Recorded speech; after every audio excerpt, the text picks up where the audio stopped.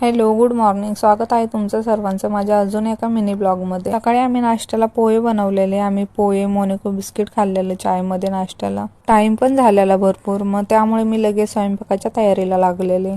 आमच्या इथे अंडे आणि पाव घेऊन एक अंकल येतात, तर मग आम्ही सकाळी नाश्त्याला पोहे आणि बिस्किट खाल्लेलं, त्यामुळे मग पाव वगैरे काही घेतलं नाही. त्यानंतर मी लगेच स्वयंपाक बनवायला घेतला. मी भात बनवून ठेवला होता आधीच आणि मग लगेच भाजीची तयारी केली. कांदा वगैरे, टोमॅटो, कोथिंबीर सर्व कट करून घेतलेलं आणि कढईमध्ये पोहे बनवले होते, त्याच्यामुळे मग मी कढई घासून घेतली.